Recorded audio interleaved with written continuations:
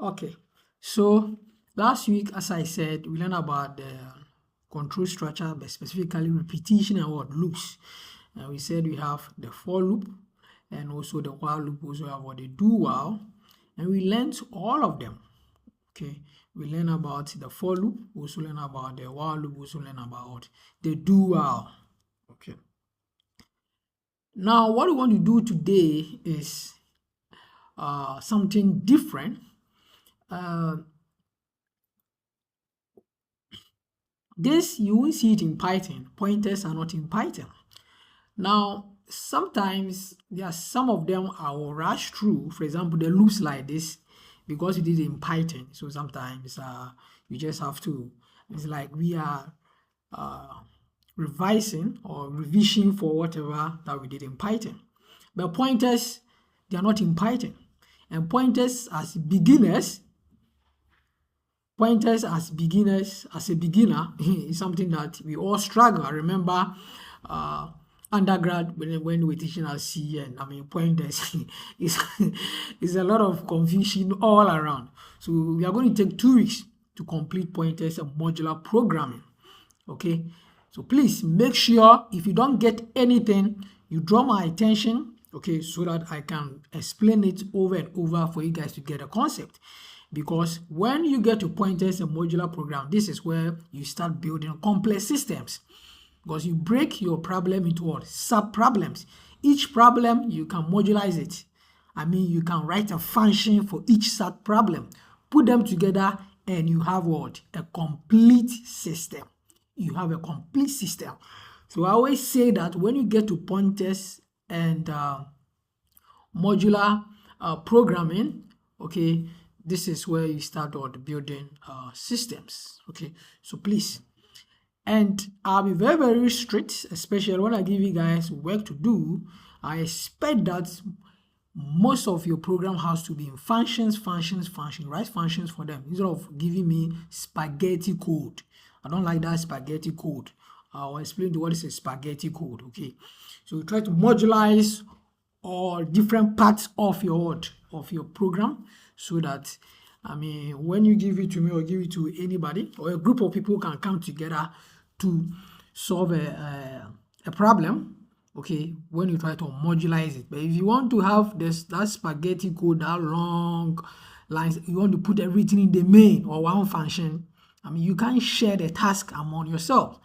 But when you try to modularize each part of the program, you can share.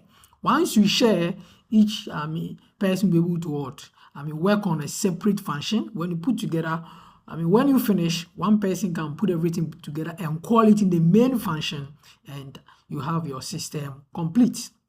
Okay, all right. Please, Akuya said you're supposed to change your name because she's going to take attendance.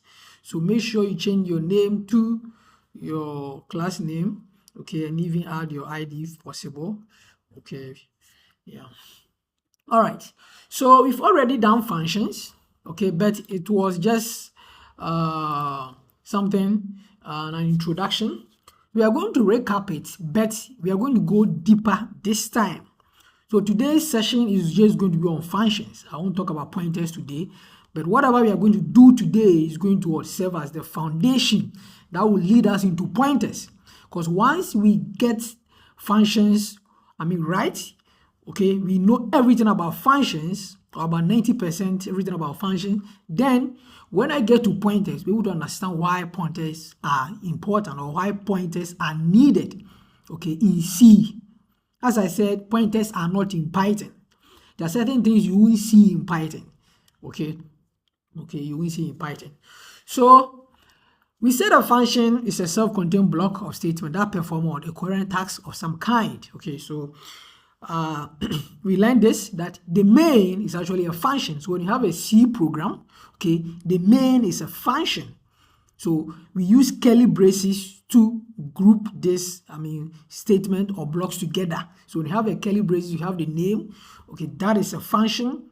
All right, so when you take C, everything in C is a collection of functions. Okay, in C, every program is just a collection of what? Functions. So that is why, as I said, that The next time I give you guys project to do or to work on, I'll be very, very happy. I will score people. Be able to what? Modularize their code instead of giving me spaghetti code. So if you can put your program, okay, into modular, that means write functions for different parts, such group or what, that group will get a good mark or a higher score than somebody who does not modularize its code. Okay, so using a function is something like hiring a person to do a specific job for you. So Israel, I'll call it, let's assume Israel is my maybe my driver. Okay, so anytime I want to go somewhere, what do I have to do? I have to call Israel. So once I call him, he will come and drive me. Okay, so that is the same thing. You call the function and the function will perform a specific task. Once the function is done, it will return back to the main. We'll talk about this. Okay, so the main, you already know that C programming or C programs all start from the main. C programs, they start or begin from the main. Okay, so once the main, the operating system leave the control for the main to take over, okay, the main can call any other function. So when the main call any of the function, that function is just supposed to what? Do calculation or print or whatever that function is doing. Once it's done, it will return the control back to the main. So it's like you hiring somebody that, oh, come and do this for me. Then you can sit down, okay, and relax. Okay, now sometimes we say the interaction with this person is very simple, sometimes complex. The same thing. You can just write a simple function just to display things. And I think the last 2 weeks, we learned that when you use the void, or when you use the void function, or when you have a void function, what you do is that you use it mostly for display. Okay, so you are displaying things. Okay, so this is simple. But if you are calculating or you are doing all sort of engineering thing and you are writing a function for it, remember it becomes what? Complex. Okay, becomes complex. So remember, it can be a simple function or it can be what? Something that is complex. So let's look at this. We'll code this. I'll launch my VS Code and I will go through this right now. This is something simple. Okay. Now, you know this is our skeleton. Now, this is the function prototype. We've learned this already, right? So the void over here, we've explained this already in class, that this is the name or the identifier of the function called message. And this is the returning type. That means this function is returning nothing. Then this tells you the argument, what we can pass to this function. So when you see void over there, you already know that the function is what? It's not taking any argument at all. So we are not passing any parameter to it. So while definition, we are not passing any parameter to it. That means when we are calling it over here, we are not going to pass any argument to it. So this is our function prototype. Then this is the main function. You've seen this over and over and over again. The same thing, this main is returning nothing. Okay, we're also not passing anything to it. But when we come into the main, we are calling the function message. Okay, or we are invoking it. So once we call it, we have to have the message somewhere. And when we come down here, as you can see, we've defined our message function over here.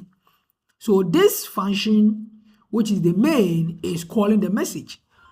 But the beautiful thing is, when you run this script, okay, and it get to this line, I didn't number it, but when it get to this line, the main will sit down and relax because the main is calling what? The message. So we say that the main will be what? On temporary hold. It's going to be on hold, temporary. It's going to be on hold temporary for the message to complete whatever it is doing. Once the message function is done, it will return the control back to the main. So it is just taking control or moving control from one function to another. So here, when we get to this place, the control is now moved to the message. So the message will now take over. When the message is done executing whatever it is doing, the control is now sent back to the main. And this one will continue. Okay. So let's try to implement it. I've explained this thing here. Okay, when I share the slides, you will have it. So the main itself is a function, and through it we are calling what? The function message. So the main itself is a function, something that we've talked about over and over and over again in class. The main is a function. All right. The main function, okay, which is calling, so the main function is calling what? The function message, meaning that the control is passed what? The function message. So what I did explain is that when we come here, the main is going to call the message. So once the main calls the message, the control is now sent to the message. And remember, I've explained this thing to you guys before, that anytime you compile your code and you're executing it, what actually happens is that the operating system will now leave the operation to the main, that the main take over. So when the main takes over from the operating system, when we get to this line, the main will now leave the control to the message that, oh, okay, I have a function over here. So you see, because the main is a function, that is why the operating system is leaving the control, okay, to the main, for the main to what? To complete whatever it's completing. The same analogy is here. When the main is, running, and it also meets a function, it will now leave the control for that function. So when the function is called, that means the function is now in charge. When the function is done executing whatever it's doing, it's now fall back to the main.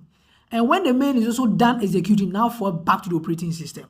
That is why you see the return 0. We'll talk about it today. The return 0, I spoke about it. That when you have the return 0, it means what? Everything runs successfully. The operating system can take over. Okay. So the main is temporarily suspended. It falls asleep while the message function wakes up and goes to work. So once we meet this line, the main will now what? Temporarily be on hold, waiting for the message to complete. Once the message is done, then the main will now come back to life again. Will come back to life again. So the main is temporarily suspended. It falls asleep while the message function wakes up and goes to work. So when the message function runs out of statement to execute, the control returns to the main. I've already explained it, which comes to life again and begin executing its code at the exact point where it left off. So it's very, very simple. Okay, the operating system will leave the control to the main. When the main meets any function, the main has to be temporarily on hold for that function to execute. Once that function is done, the control is now back to the main. When the main is done executing, it returns 0, meaning that the program, there are no errors, then the operating system will take over. Okay, so that is all about function. So let's try to implement this right now. Okay, if you have your VS Code, I know you guys have been, your typing is not that fast, but you can launch your VS Code. I'll take my time. Okay, or when the recording is sent, you can also watch and do it, okay, yourself. So there's this statement over here that the main now becomes the calling function, whereas the message becomes what? The called function. So the main, because the message is inside what? The main, we say that the main is now what? The calling function. And the message now is the called function. Okay, so if I'm calling Israel, it means Israel is in me. Okay, so I can call him, or Israel is in my house, so I can call him for him to do something for me. Okay, so the message is in the main. So because the message is the main, okay, the main is going to call it. Okay, so once the message calls it, the main now become what? Once the main call the message, once the main call the message, the main become what? The calling function, and the message become what? The called function. We'll talk about different ways. Okay, we'll write a lot of functions today. Then we'll find out how can a function over here call a function over here. We'll find out. I don't want to get you guys confused. Okay, all right. So let me launch my VS Code now. Okay, and group A, let me create a file and call it function Okay, let me close my stuff. So if you can type very quickly, you can, let's do it together. If not, then you can, let me try to increase my fonts because it's difficult, you can see. Now, I think 30 is fine. Okay. All right, so group A. So I'll name it func, or is a function underscore one. Or I'll just make it a function underscore one. Okay. Yeah. Now let me make it simple so that I'm able to. Okay, so function simple. All right. So my skeleton, okay, which all right. So we have this. We are going to implement what I just showed you guys right now. So the first thing you already know, we have to get our function prototype, right? So which is this is our return. We are not returning anything. That's why we put a void over there. Then the identifier, which is the name of the function, will come. Okay, and we're also not passing any argument to it. And you don't forget your what? Your semicolon, the function prototype. Your semicolon is important. All right, so this is our function prototype. So this is the identifier, and this is the returning type. That means it's returning nothing. And this means that we're not passing any argument to the function when we call it. All right. Then we have our main, which I also use void. The main, then void the same thing over here. Okay. So I'm going to call my function, or I can print something before I call my function. So I can, let me use the puts. So before I called the message function. So if I run this, this is going to happen first. Now let me call my function, or let me invoke my function. Okay, so invoke the message, okay, function or function message. All right.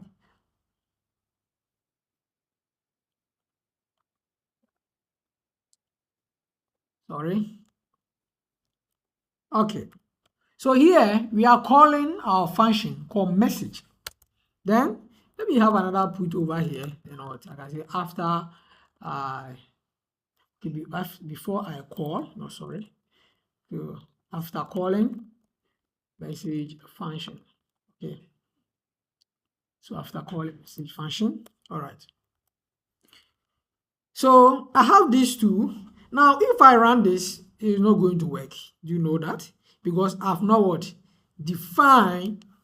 I've not defined my function message. I've not done it. You already know. Okay. All right. So here, I've declared my function over here, but I've not defined it. So I have to define it, because if I try to run this, it's going to flag me to tell me that, oh, you are trying to call this function, but you've not defined it.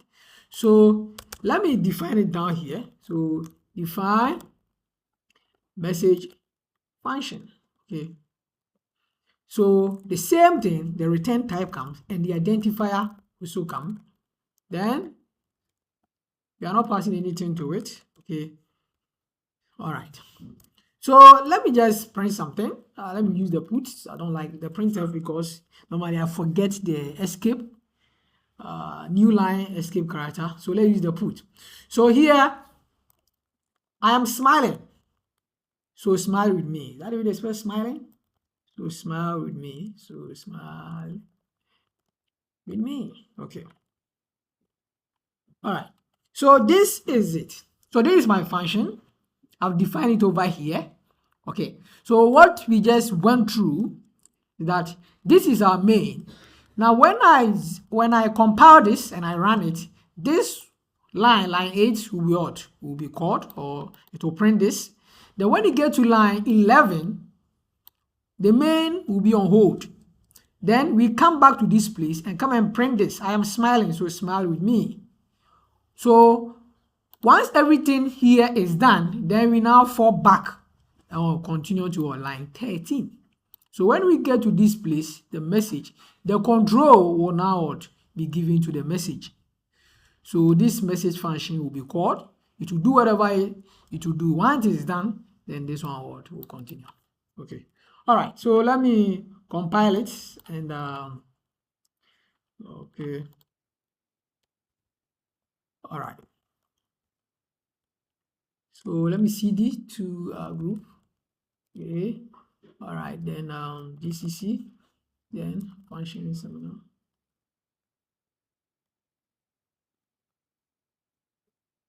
No, it's function is simple. What am I even doing? Okay. All right. So I think the spelling is correct. Okay. All right. So it's done compiling. Nothing wrong. So I can call it. All right. All right. So if you look at it, say before I call message function, this one, then I'm smiling. So smile with me. This before what? That. So have you seen it? How the call? Okay. So we've done this already before, but just a recap, as I said, so that for us to be able to get the concept clearly where, then we'll be able to understand pointers very well. Okay, so as you can see, the control, when I get to line 11, the control will now be given to a message. Message will execute whatever it has. Once message is done, now the control will be now sent back to the main, and this one will happen. Okay. So if you have any question, you can go ahead and share with me. And okay, and ask. If you have a question, you can.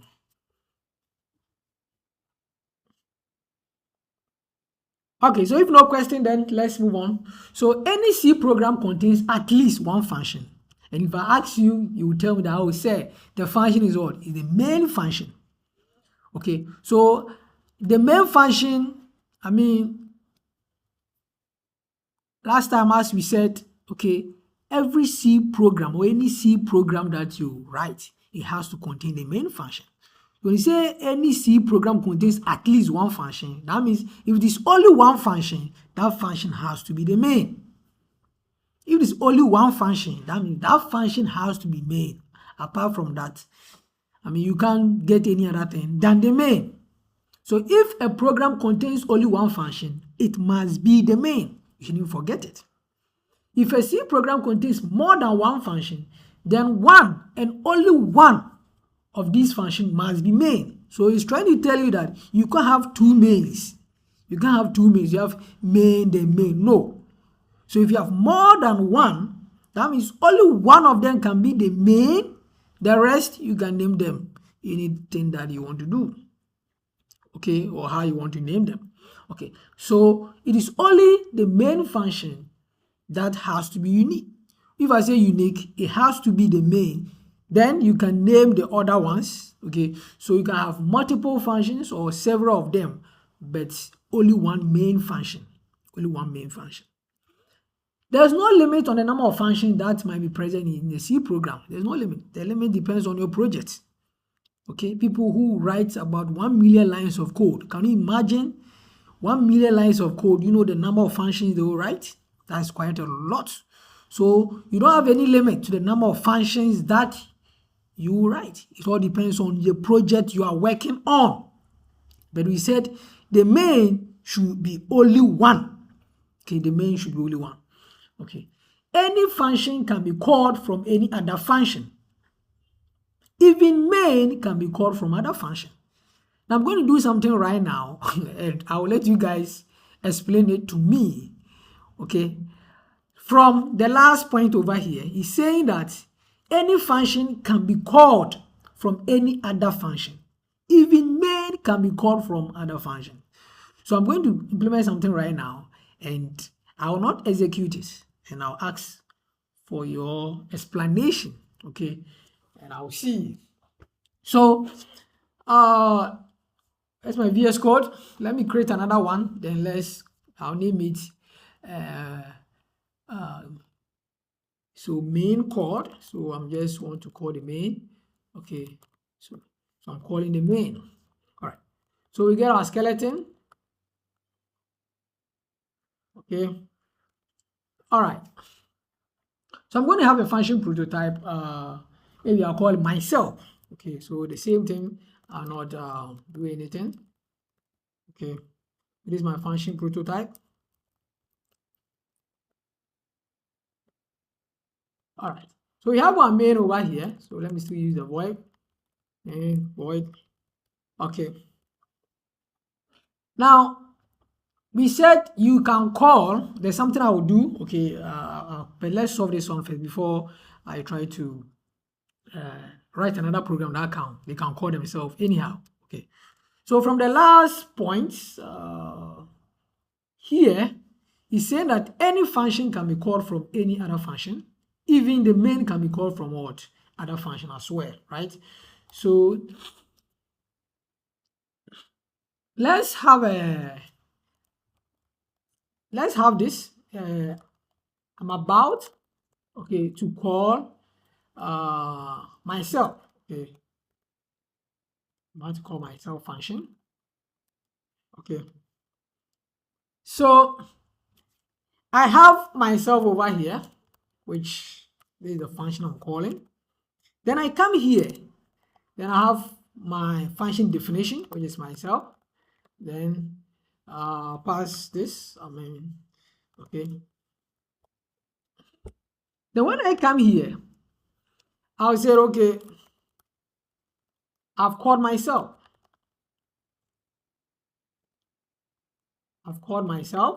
Okay, that's the name. Then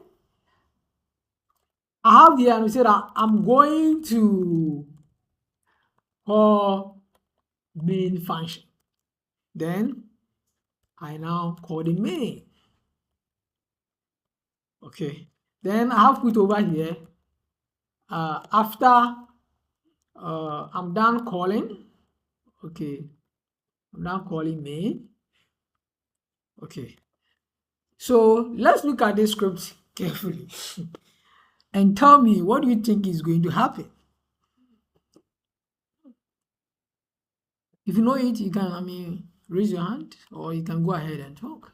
Look at the script. If you look at the explanation I've given so far, here, this main is going to call myself. That means the main is going to be on hold. Once we call myself, this here, look at what is happening. There's another main over here. What do you think is going to happen if I compile this?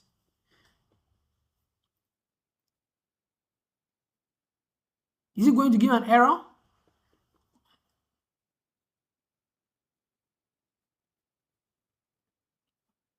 Blessed.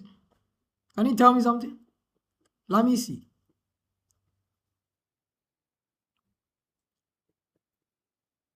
Please, I'm here. Yes, can you tell me something?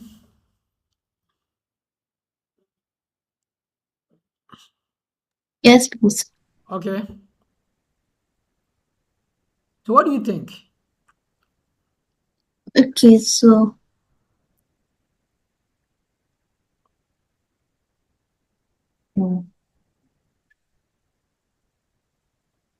please, can you go and come back?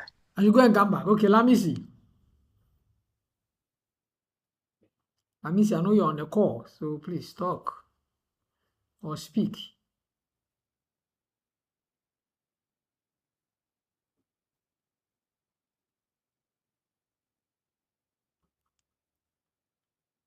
Adam. Me.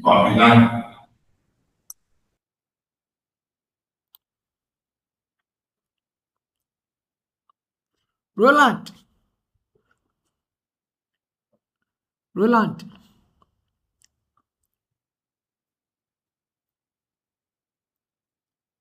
I'll let Akuya call you guys. Or if I call you, don't mind me, it means you're not in my class.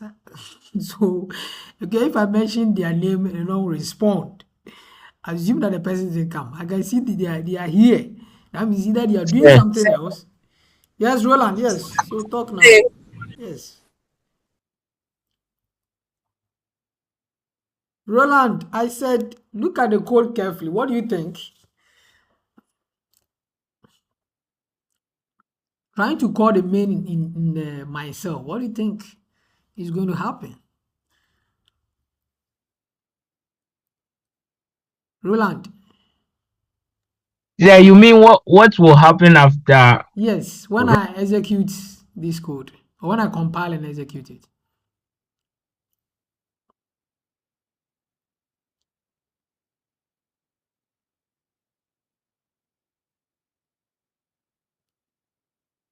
Hey, Roland, hey, this one you are keeping long, oh, you are keeping long. Oh. Yes, I'm coming. I'm coming.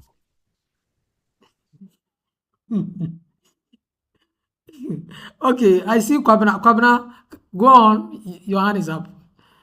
Kwabena, what do you think? So I think it should just like run more than once. Me, honestly, I looked at it like to be an infinite loop because it looked like it was a recursion.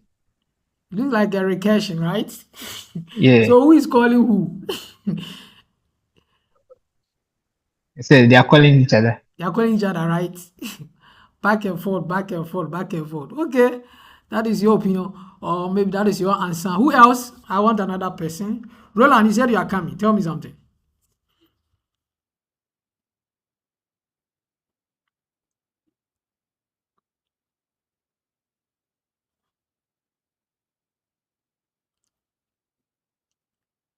Hey, Roland, this one there.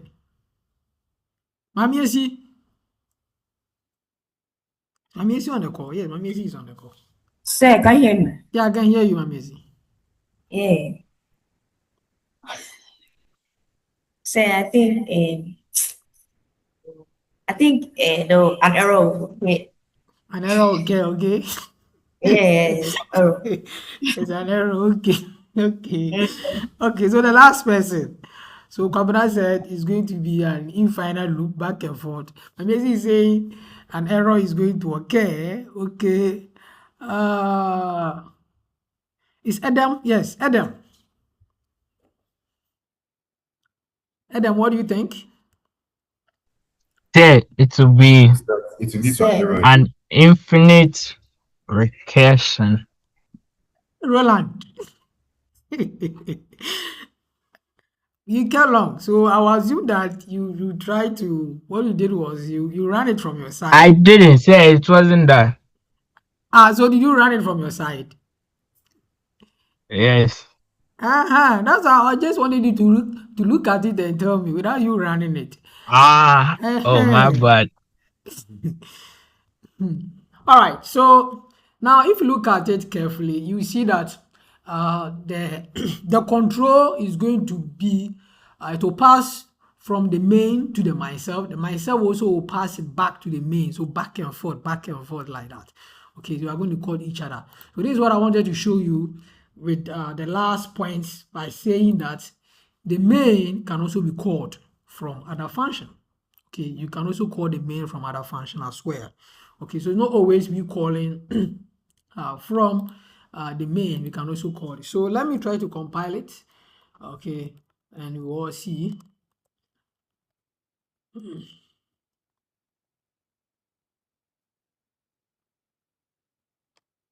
All right, so as Roland said, so it's going to go back and forth, back and forth, back and forth like that. Okay, uh, till. So now,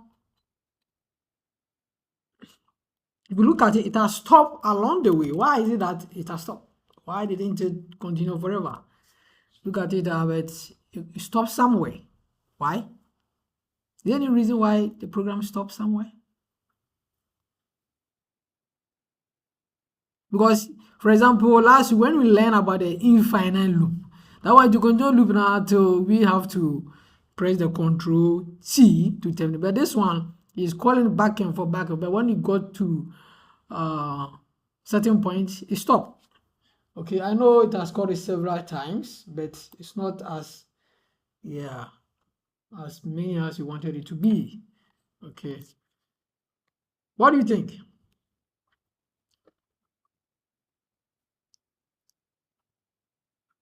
Can you guys find out? Tomorrow I'll ask you. Okay, the person will tell me Akuya is on the call. I'll let Akuya give the person a mark, a score. When we find out, okay, why is that when we try to call the main, okay, in a function that we define ourselves, okay, that back and forth wasn't an infinite. It stopped along the way. Okay, it stopped along the way. Why? Go and find out and come and tell me. When I ask you tomorrow, when I mention your name and you tell me, you're able to tell me the answer, I'll let the QA give you the mark. If you don't tell me, I will subtract, I'll let the QA deduct mark. That is it. So can you take notes? All right, so writing a function, avoid rewriting the same code over and over and over again. Okay, so that is why I encourage that we start, modularizing our code. We start modularizing it. Modularization, or you modularize means you try to put everything in a function. Okay, so when you have it this way, you don't have to write a thing over and over again. And I don't like spaghetti code. Spaghetti code is like, let me show you. The person with just one main, you put everything in the main. Everything, you won't have the function, everything in the main. When you are debugging it is very, very difficult. It's very, very difficult.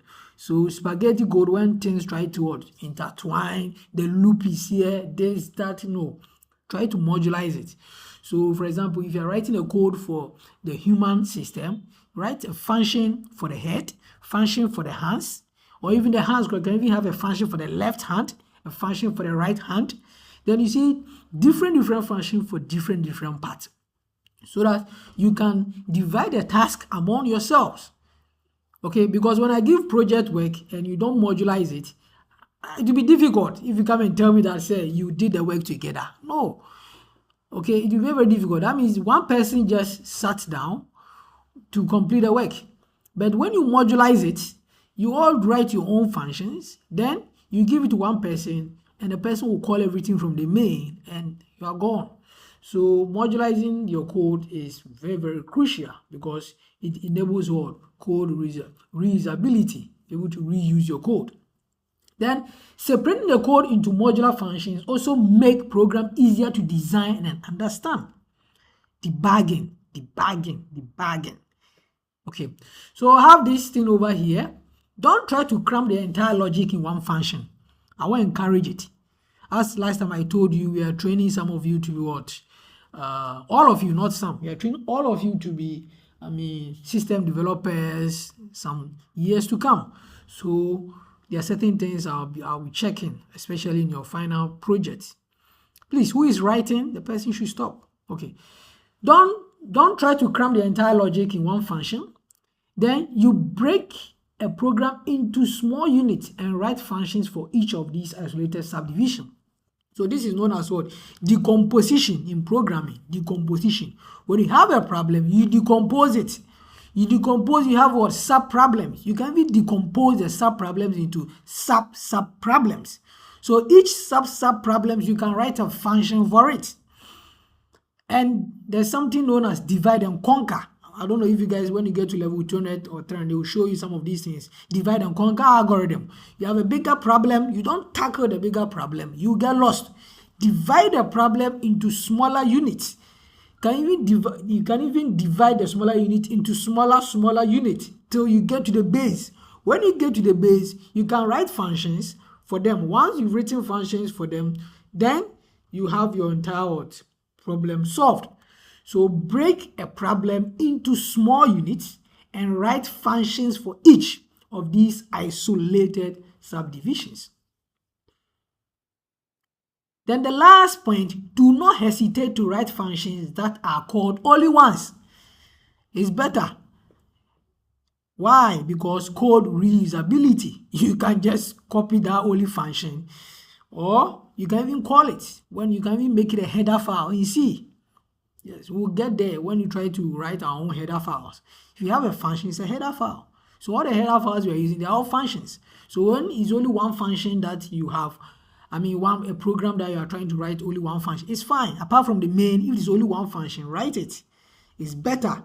You can convert that to a header file. You can call it anytime. You don't have to cram everything into the main, and you yourself, you don't even know what you're doing. You are lost. Okay, so please, conventionally, it's better we try to put our programs or modularize our code so that it's easy, or it will be easier for us to understand and debug. All right, and also share our code with our colleagues as well. All right. So there's something I wanted to show you before we come to this place. Let's get here where I wanted to show you where we try to code, functions calling themselves. Okay. So let me have this, and I'll make it multiple functions. Okay. Let's see. So I'm going to have about 3 or 4 different functions. Okay. Now I want to involve all of you. They are playing the World Cup, right? So I'll let you guys give me about maybe 5 countries, and you tell me what do you think and what is so unique about them. Okay.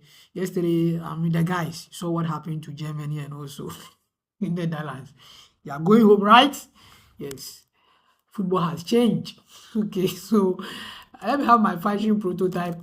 Okay, so function prototype. Yeah, things are changing nowadays. So I need 5 countries. Roland, give me one. One country that you give me something unique about that country in the World Cup. Roland, give me one. Sweden. Roland. Roland. Say, Where are you? I'm in my room. Okay, so give me one country that is at the World Cup. Country. Currently. Ghana. Okay, so Ghana. All right. All right. So let me see. Give me another one.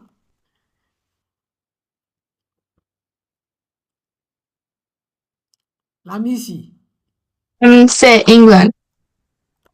Why you say England? This lady. All right, Israel. Give me another one.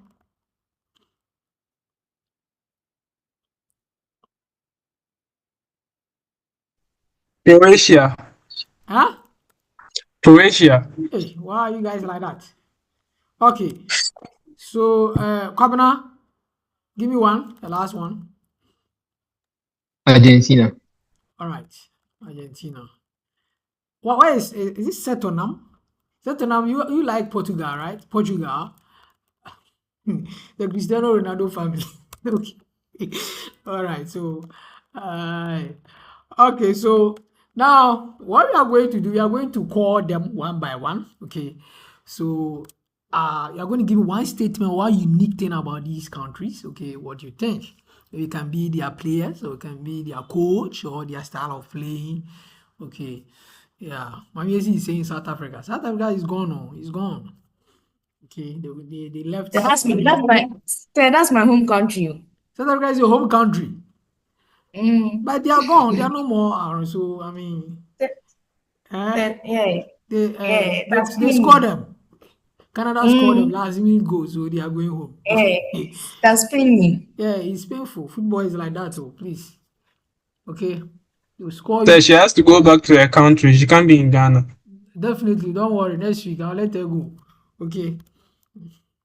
All right. So now we are going to call them. Okay. So we call Ghana. Okay.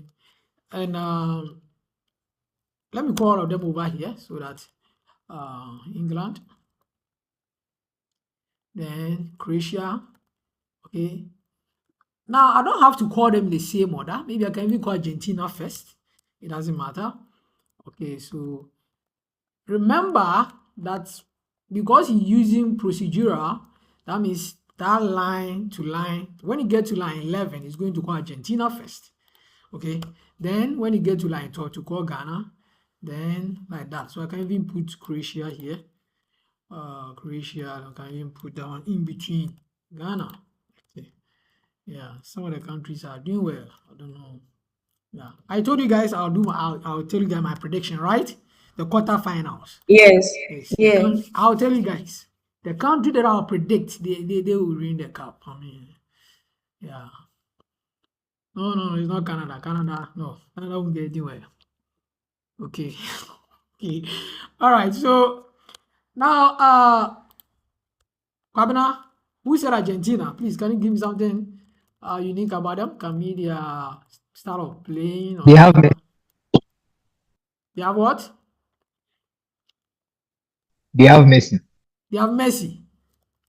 So Argentina, okay, so we say they have what? They have Messi. All right. Now, what we can also, is that the way they spell Messi? Okay. So what we can do is that we can even call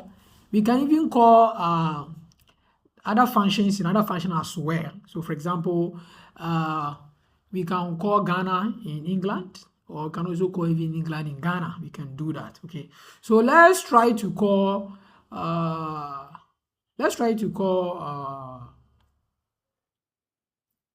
maybe Ghana in England. What I learned what this guy said. I wasn't happy at all. What Hurricane said. Did you hear what the guy said?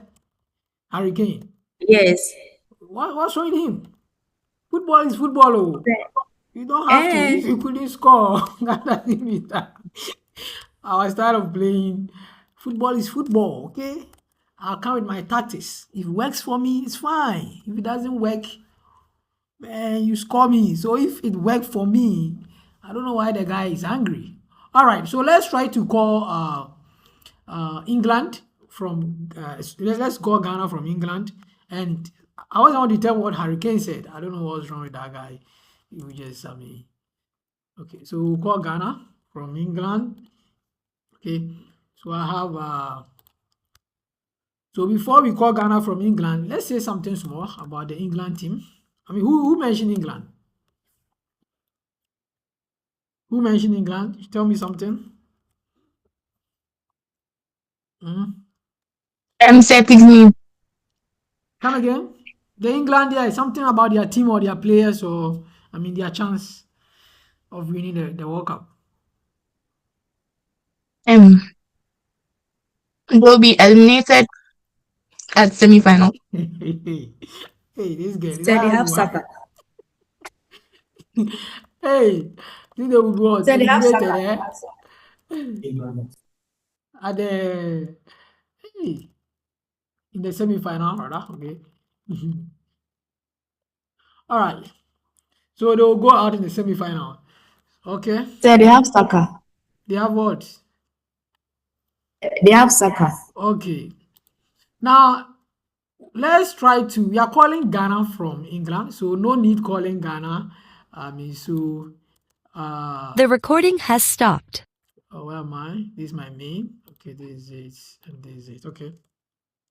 So let's have Ghana also. What is so special about Ghana? I want positive vibe, please. Don't give me any negative vibe. Positive vibe.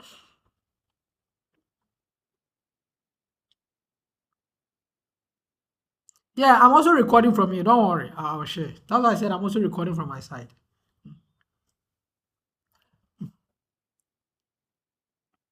Please give me positive vibe about Ghana.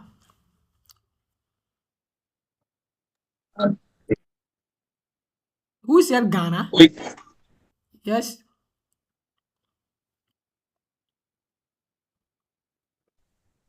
Oh, We have Yes, yeah. Ghana is going to win Okay, the all. Ghana is going to Okay. win the World Cup. Yeah. Thank you. Ghana is going to win the Yeah. World Cup. So Ghana will win, okay, the World Cup 2026, right? FIFA Yes, sir. World Cup. Okay. Win the 2026 FIFA World Cup. Okay. So now, in order not to get confused, maybe let me try to call Croatia also over here. Okay. So let's call Croatia over here. Okay. Then we can also, define it over here. Void in Croatia. So who mentioned Croatia? Please, can you tell us something small about Croatia? they have a strong midfield. Okay. So they have a strong midfield. Okay. All right. So now let's try to get things so that you won't get lost. So here we have to put something over here, okay, that is said out put. So before calling Croatia, okay, so before calling Croatia, I just want us to see the flow, okay. Then here, then we have what? After, alright, calling on Croatia. Okay. All right, so we have this. Now, what I'm going to do is I'm going to comment some of them out.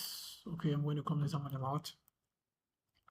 Okay, so here you're only calling Argentina. So if I'm calling Argentina, I expect Argentina is going to call what? Croatia, right?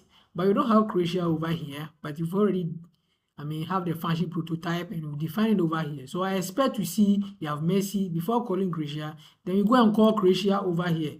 They have got a strong midfield. Then after calling Croatia. So let's try to compile and let's see what will happen. So GCC multiple. Okay. So,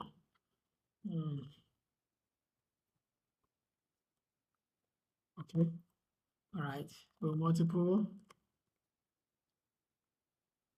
All right, so as you can see, it will call line 19. So line 19, they have Messi, as you can see over here. Then this one will come before calling for Croatia. Then we now pause, be on hold, come to this place. They have a strong midfield. This one will happen. Then once this one is done, it will now get back to this one again, which is what after calling Croatia. So you see, I'm calling a function, another function is possible. We can do that. Okay, so we can also do one also for the Ghana and the England too as well. Okay, so I'll comment, let me uncomment this one back.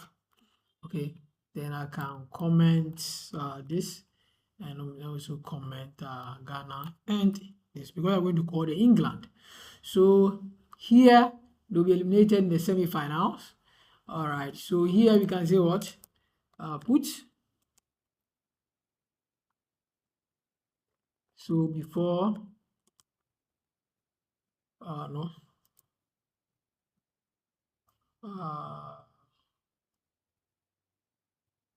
So before calling Ghana, okay. I'll just, after calling Ghana, okay.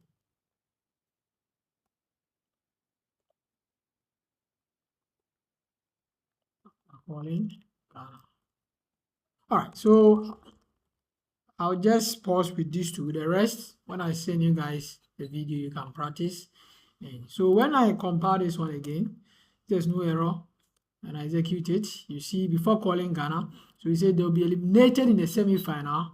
That means this line 26 will be called. But when we get to this place, line 14, the main will be on hold. We come all the way to line 26. Then we come before calling Ghana. We see this. Then we call Ghana here at line 28. Then we come to Ghana. Ghana will win the 2026 FIFA World Cup, as you can see over here. Then after calling Ghana. So as you can see how things, the way we have the functions are calling each other. Okay. All right. If you have a question, you can stop me and I'll ask. Or yeah, let me check the chat if there's any question there. Okay. Somebody says it's a prophecy. Wow. Yo. Okay. So let's talk about communication between functions, and we will. I think how many slides left? I want to check this. I think I'm leaving about 3. Okay, so I'm leaving about 4 or 5 of them. So yeah. Okay, so communication between functions. We've already done this, okay, where we try to pass what parameters to a function anytime or you are defining it. So when we are defining your function, we try to pass parameters to it, okay? And when we are invoking the function, we pass what arguments. Okay, that is data you are passing. Last time we didn't talk about it, a lot, but today we are going to dig deep and try to learn about the different returning ways that you can return a function, and there are different ways that we can return function. So Here we have a function called calculation. Oh no, I made a mistake. It's not calcium. What mistake can I do like that? Let me go back. It's forgive me. Okay. Oh, why am I typing this like that? Calcium was in my head. That's why I was typing that way. Okay, I think I didn't make the same mistake. Okay. All right. So we have a function, okay, and the name of the function is so calculate sum. Okay, I'm going to code it, but let's go through this. Now, this is the function prototype. Okay, as you can see, this.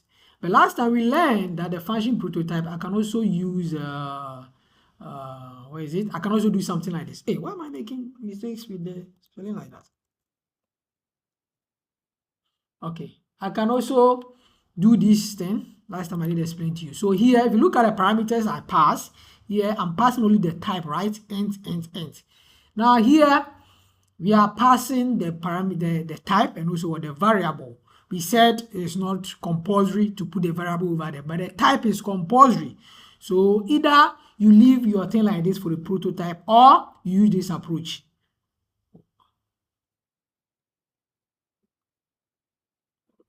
You use this approach. Okay. I think I duplicated the slide. This one has to go. Okay. So either you use this or you use this. Okay. But I mean, conventionally, we can all stick to this. That means your type is very, very important. So here we are, the argument is not going to be void. That means when you are calling the function, when you're invoking the function, you need to pass your argument to it, as you can see over here. So here we specify int x, int y, int z. How many parameters do you specify? 1, 2, 3. How many arguments did you specify over here? 1, 2, 3. If you pass 2 parameters over here, come and pass 3, it will not work. The system will flag you. So the number of parameters you pass during the definition has to be the same as the one that you are going to pass when you are what? When you are calling the function or when you are invoking it. It's something that you shouldn't forget. And their type is also important. Now here we specify type int. All of them type int. You can't come and pass, type car over here. No, the type is very, very important, okay? So the car, I can't put car over here. I can't put something different, a different type over here. So the type that you specify, we need to, put it over here, okay? So you need to make sure that your type matches here, okay? And also the number of parameters also matches the number of argument over here, okay? Then we'll look at a return. We'll talk about a return later on, okay?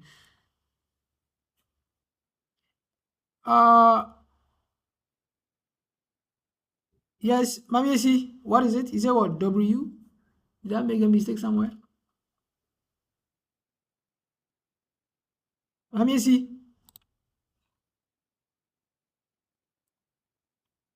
Sir, Yes? sir, please you call. No, it's Mami Esi Adu Kwatin. Another Mami Esi, not you, right? He has left. Where's your phone? Huh? Sir, asking. Are you Mami Esi Adu Kwatin? Sir, yeah, mommy said do have what? No, Mami Esi, but you said, Sir Richard. What is that? Sir, it's not me. It's right. Is who? Sir, I don't know the person. No. Sir, please, it's not me. The person has left. I don't know. Okay, that's fine.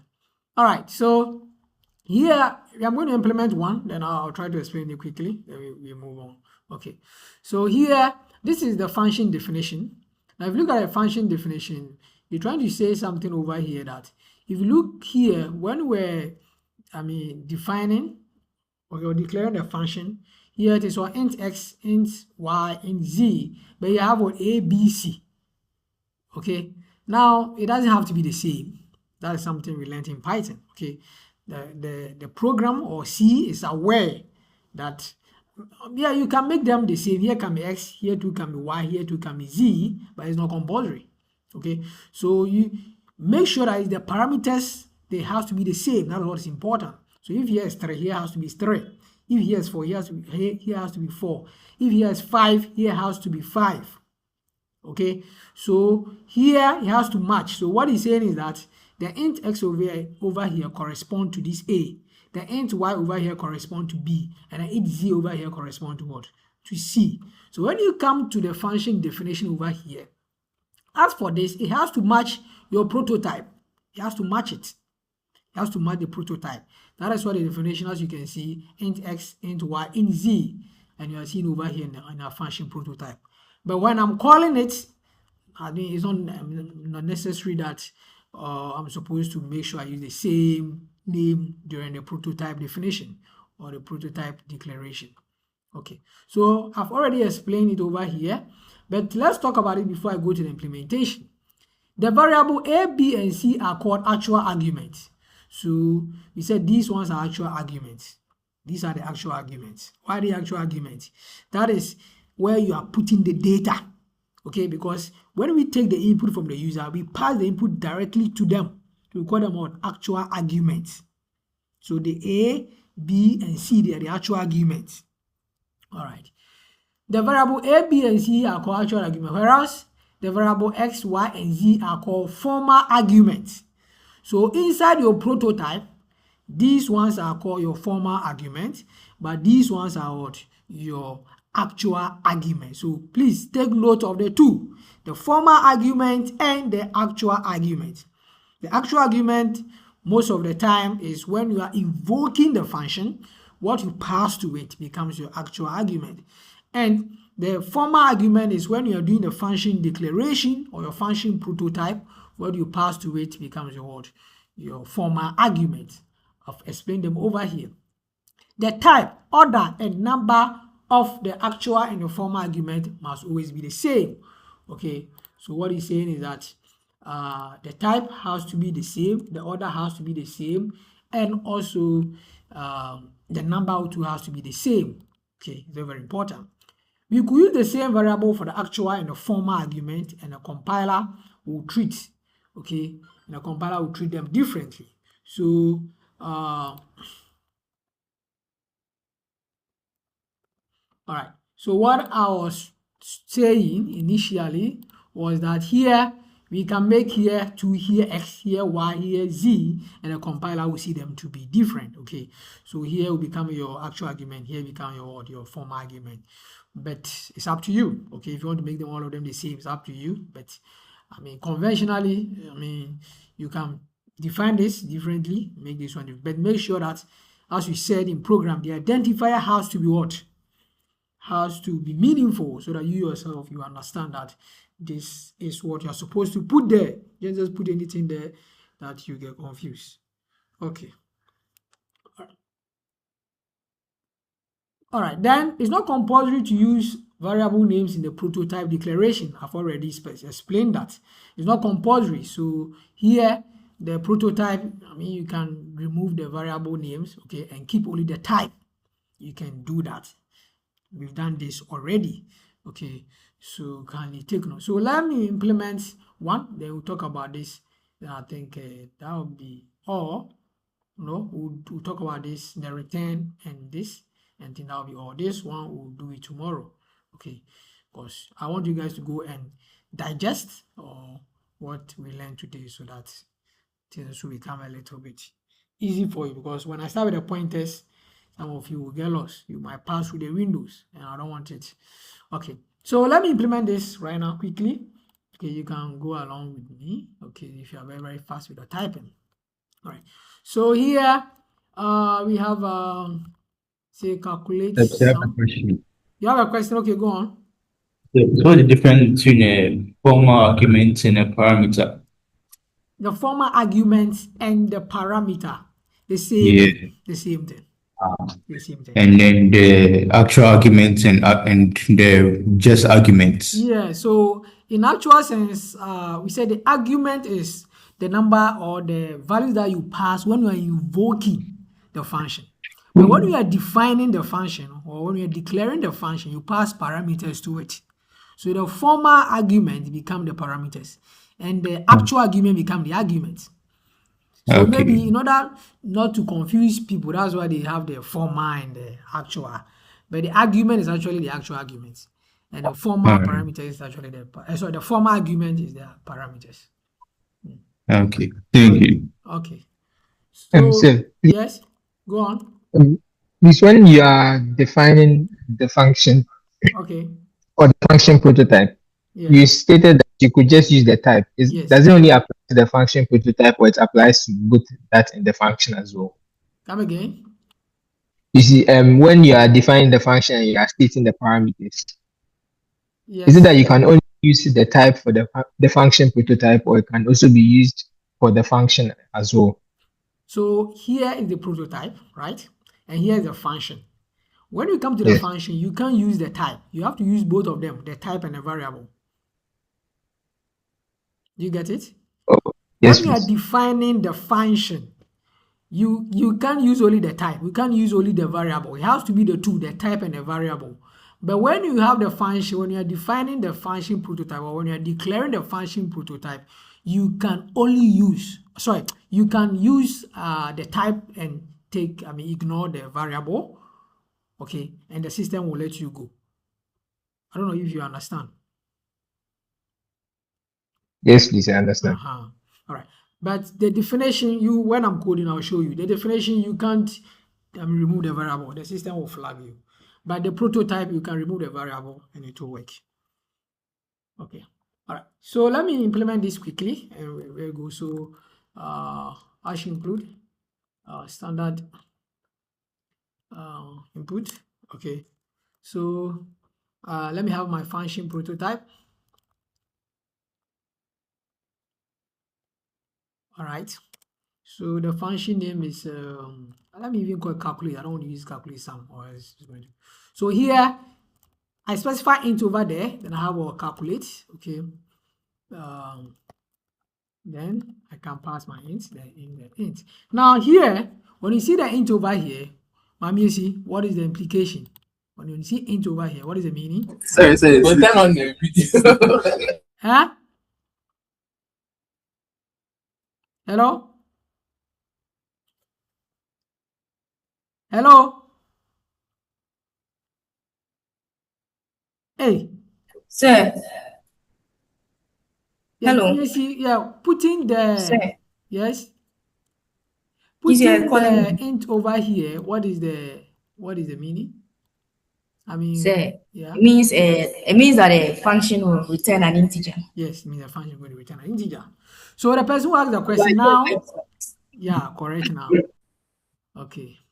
So here I have the int over here, meaning I can try to put some variable there, maybe some x and y, okay, and z. All right, I can do something like this, but it said it's not compulsory to do that, so I can remove it. So this is my function prototype. I have this, right? So let's go to our main. So the main, I'm not returning anything yet for now. Most of the thing I'll do, I'll print. So I can just put my main over here, then void.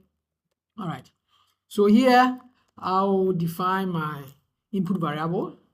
So input variables, okay, which I'm going to take numbers from the person, which I'm going to find the sum. All right. Oh, no, let me even add something to it so that calculate sum rather. I like it this way. Okay. So I have my input variable, which I have int, which maybe I can say num1, num2, then what? num3. All right. So I pass this and my output variable is up to me. Okay. But now, okay, so here I'll print. I'm not going to return anything here, but when you talk about, let me see, I don't have time. Let me be quick. So here I'll take input or I'll prompt the user. Okay. So prompts the user for input. So I can use the put and say what? Enter the numbers. All right. So once the user is going to enter the numbers, I can just Sir. Yes. It becomes your screen. You guys see my screen? Oh. Yeah. Oh, sorry.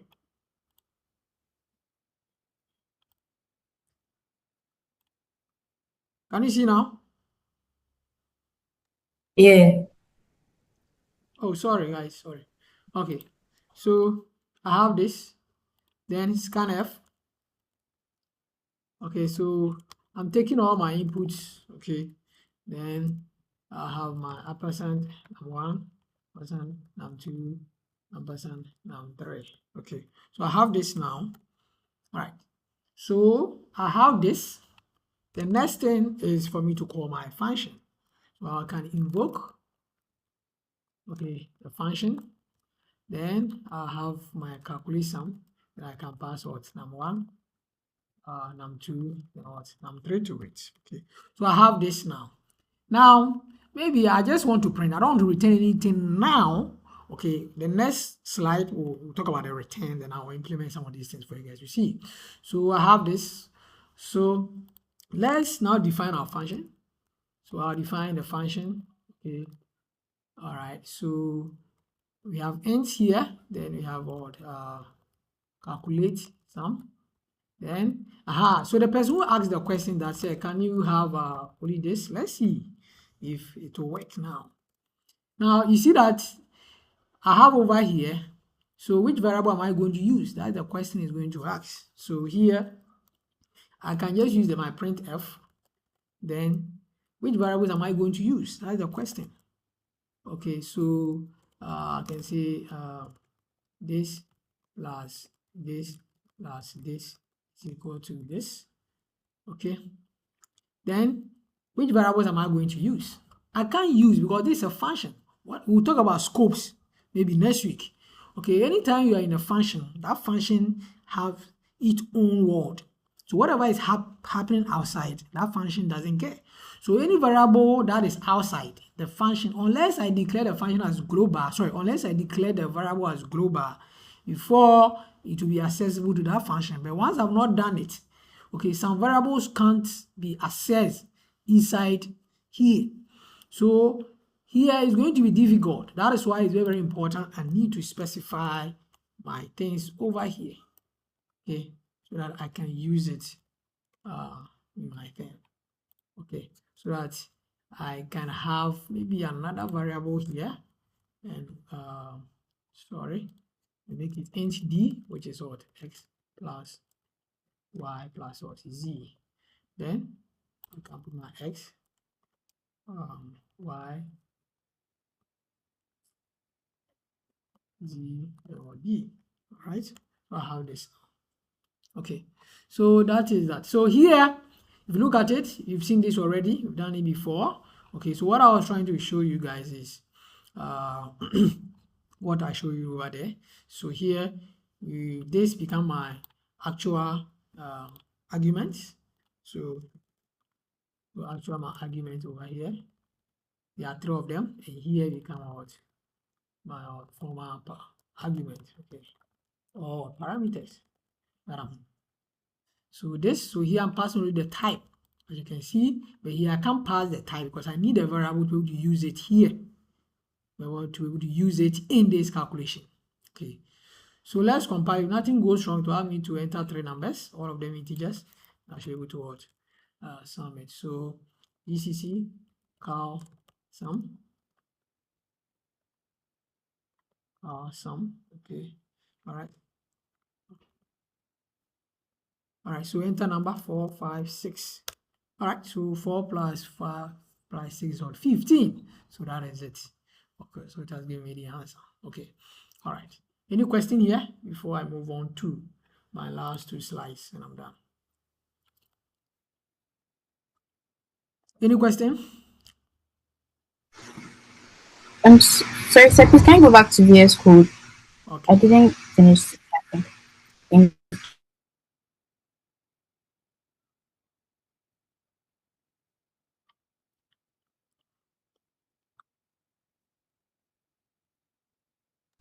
Thank you.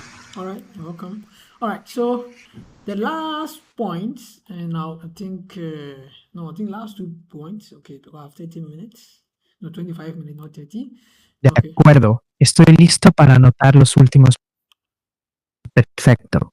Estoy atento para anotar los últimos puntos. Cuando termines, preparar.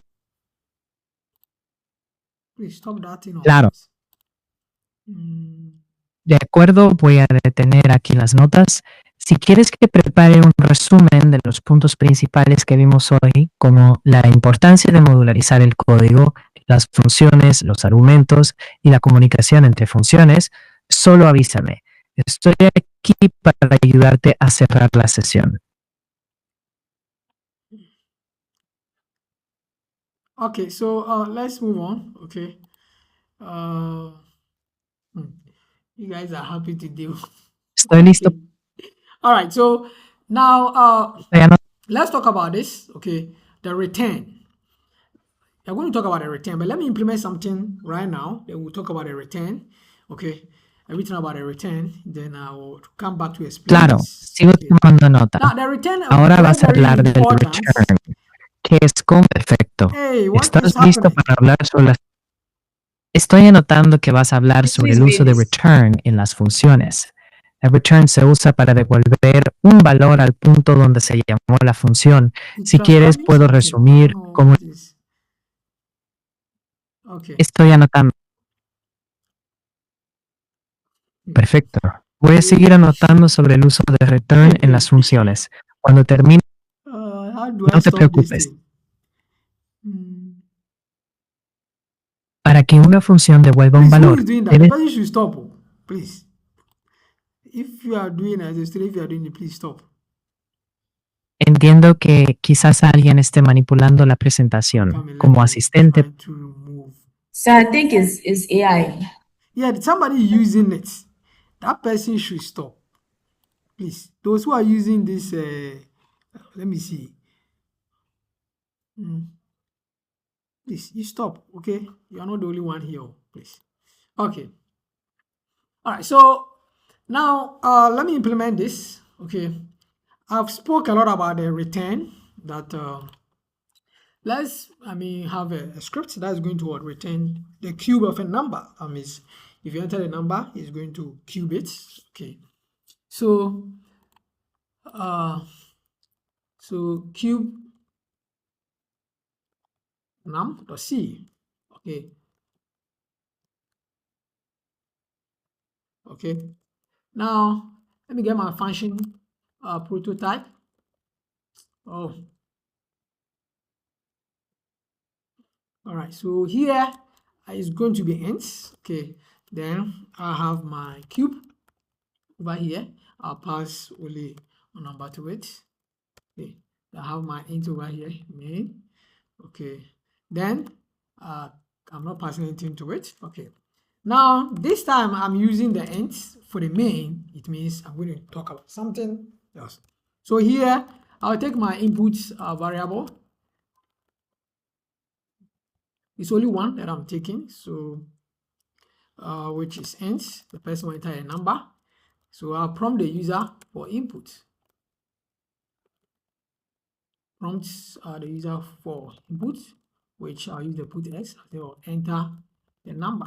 Okay, so the person will enter the number. Then I'll use my scanf. I'll take the number, get the address, and that is all. So here I'll invoke the function, which is the Q function.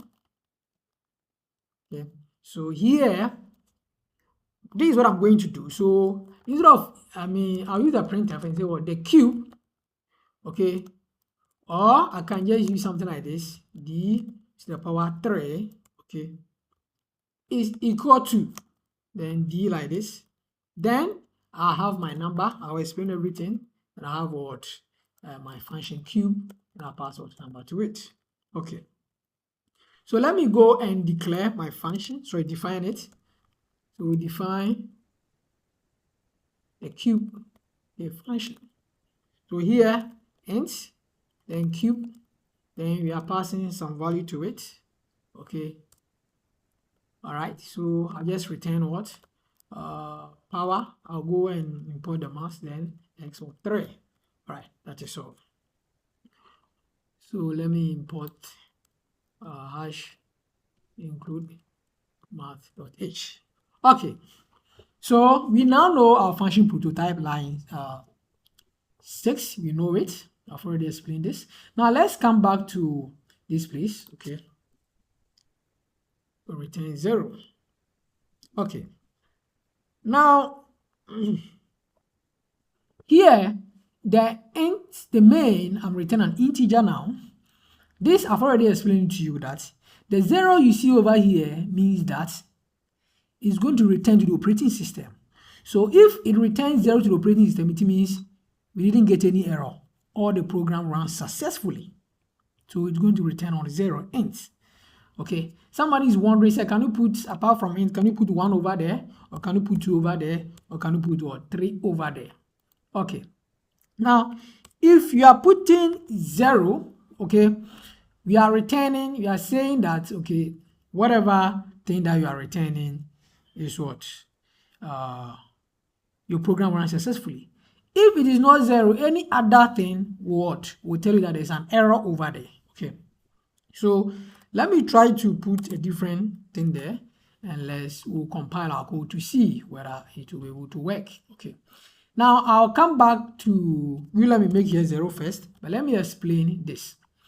Now when you come here, this is my function definition. Okay, I'm defining my function. Now here I'm returning straight away. Now the return is very, very important here.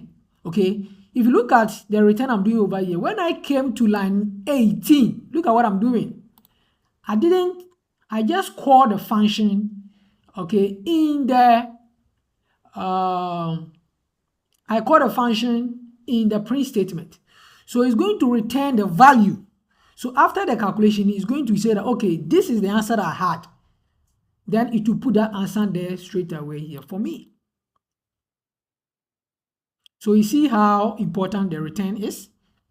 Okay, you just put the value there for me after the calculation. Okay, I can also do something like this. I can say, okay, I have another int like this, and say ans, then have this, then and come and return what? Ans. The same thing.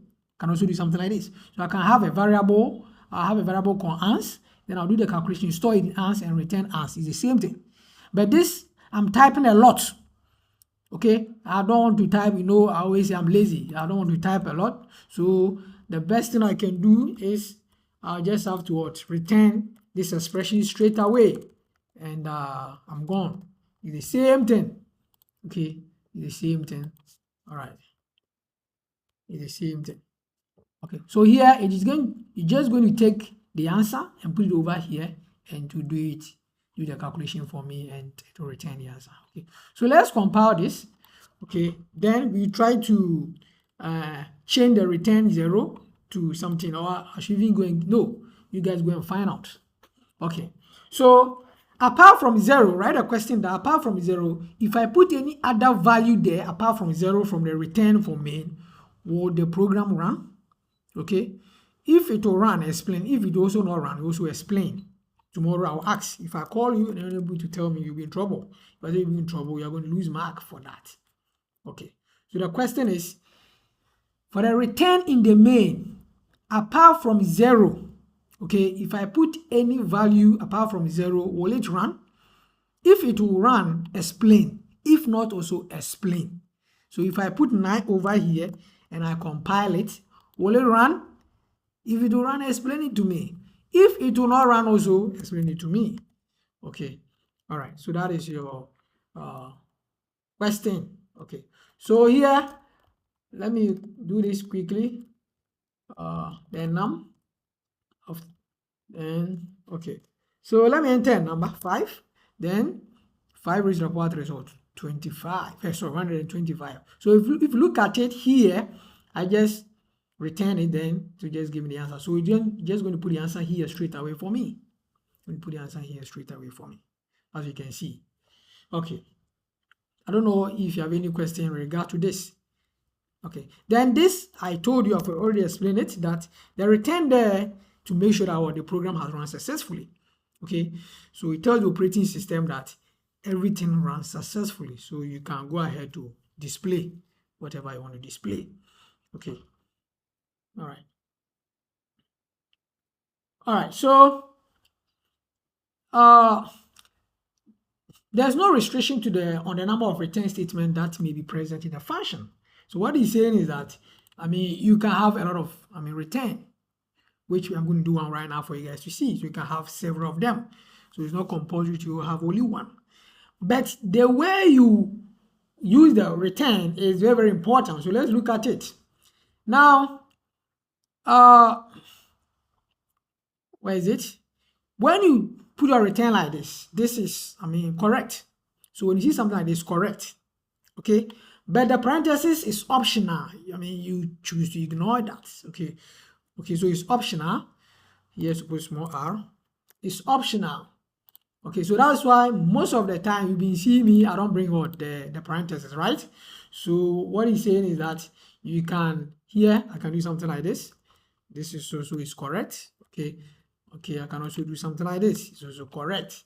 But they say the parenthesis is what? It's optional. You choose to do that. So let me compile it to see. And let's run again. Let me put 3 over here, the answer. So the parentheses, they are optional. That doesn't mean that it's wrong. It's not wrong. It's optional. You can put it over there or you can take it out. All right. Then when you see this, when you see only the return, it means only control is returned to the calling function. So sometimes you are lazy. Okay, we call them lazy functions. Some of the functions, they are so lazy. Okay, they don't want to do work. So what you can do is that instead of you so here, let me comment this one out. So I can just do something like this. Okay, return, and I'm done. So what it's trying to do is that it's returning, okay, the control back to the main. There's nothing wrong with this. It returns the control back to the main. Okay, it returns the control back to the main. So somebody is wondering, say, will it work? I don't know. Let's see. All right. So he's saying that because okay, so because I need something, okay, if I'm printing, maybe I won't have any issue. I don't know if you get it, but because I'm doing calculation over it, that's why it's not working. All right, so maybe I'll take one of them right now, then we'll try to print instead of what, do calculation with it, and we'll return. That means take the control back, okay, to the main. Take the control back to the main. All right, then which one again? I think so. All right. Okay, so there's something, let me try to implement this, then I'll talk about it because this is very important because this is what we will need for tomorrow. So let me try to implement using, I mean, multiple functions and returns right now. Okay, so what we want to do is we want to let me make it multi underscore return .c. Okay, so a program that is going to check whether the number is positive or negative. If the number is positive, if the number is odd, is going to square it or whatever to do it to it. Okay, so we're going to use two different or return. Okay, so here all right, so we have a function which is so I don't know how do you even, let's make it int.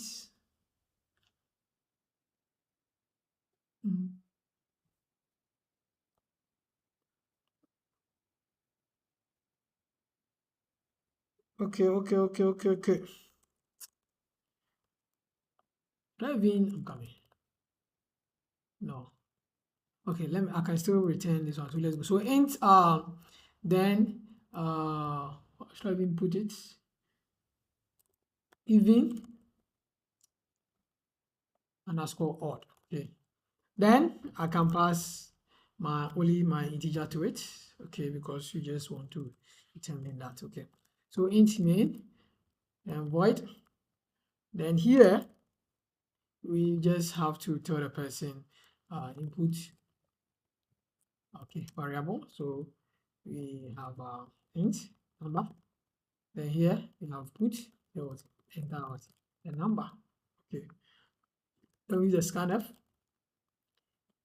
d. Then we have our ampersand number.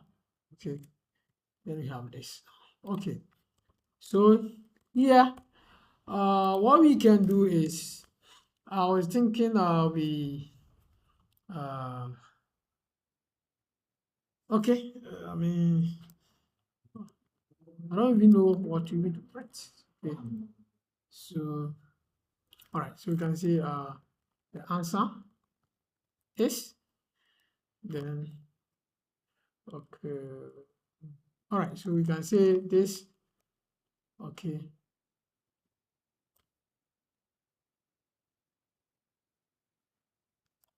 Raised to the power. I'm still thinking what to do. Let me just go straight away. I don't want to waste time. I don't have that. So the answer is okay. Then we just put something over here. Then here we put our even odd. Then we pass our number to it. Okay. All right. So we have this now. Okay. So let's come here. Then let's define our function now. Oh, half time on. Good. I'm late. Okay. So here we have our int even odd. Okay, then have my int x over here. Then here what I'm going to do is I'm going to use the if statement. So if x modulo 2 is equal to 0, which I have to put this one in parentheses. Okay,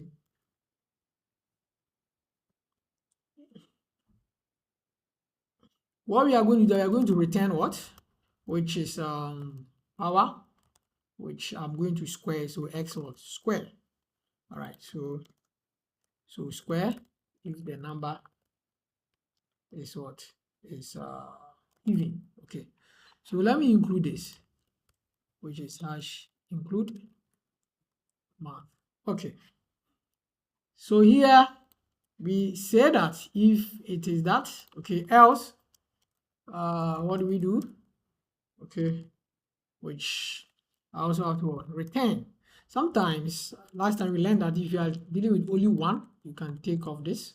So let me take off this so that I don't want to waste time with this. Okay. Okay. All right. So we have power, then our x, then our 3. Okay.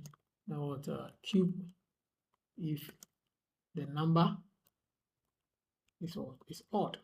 Now if you look at it over here, you see I have one return over here, another return over here.